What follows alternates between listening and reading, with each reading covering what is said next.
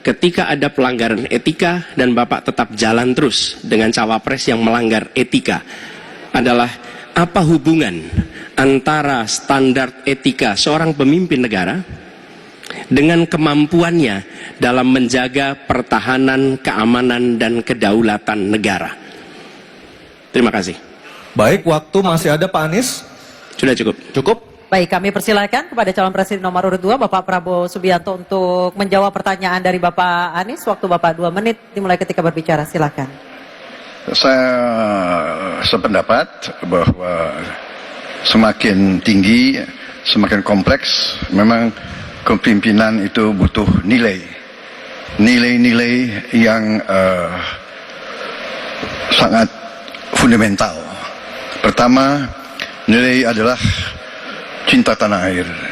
Kedua, kejujuran. Ketiga, kebersihan yang Bapak bolak-balik ngomong. Harus memberi contoh. Tidak boleh korupsi dengan bentuk apapun. Jadi saya sependapat harus ada kepemimpinan berdasarkan nilai, ya. Jadi hubungan dengan etik benar. Ya, kita harus beretik dengan benar. Ya, jujur. Apa yang kita katakan itu ya yang ada di hati kita. Jangan lain di mulut, lain di hati. Mohon. Dan harus cinta tanah air. Pertahanan ini sakral bagi kita. Ini menyangkut keselamatan kita.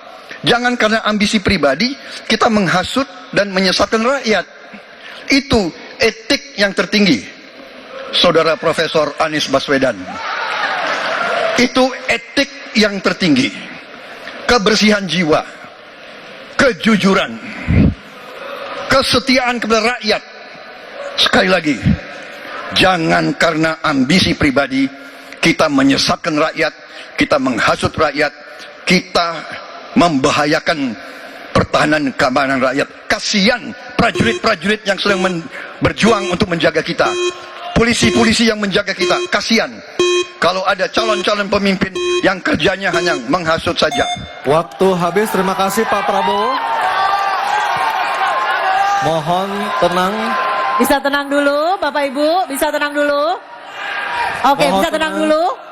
Baik, kita lanjutkan kepada Bapak Anies Baswedan menanggapi jawaban dan pernyataan dari Capres nomor urut 2 Bapak Prabowo Subianto. Waktunya 1 menit, silakan Pak Anies.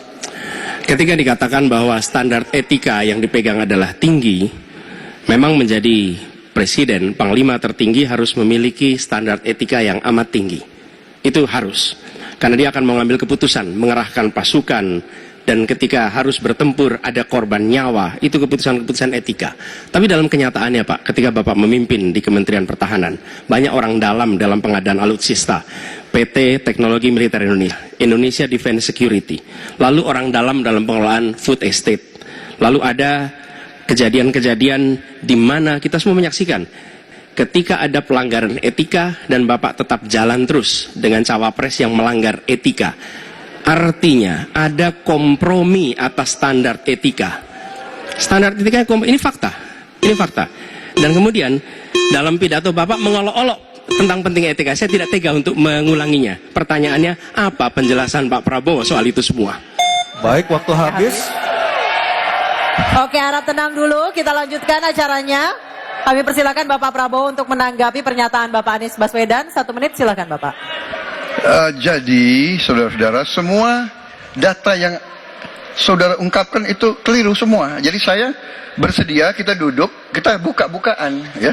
Mau bicara food estate, mau bicara apa, PT Teknologi Militer Indonesia, kita buka, iya kan?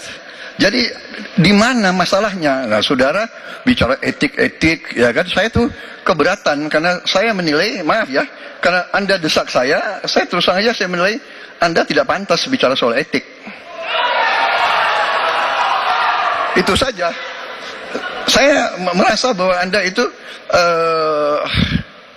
posturing, ya. Anda tuh menyesatkan. Itu aja, ya. Saya boleh berpendapat kan?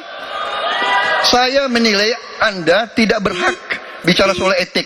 Karena Anda memberi contoh yang tidak baik soal etik. Terima kasih.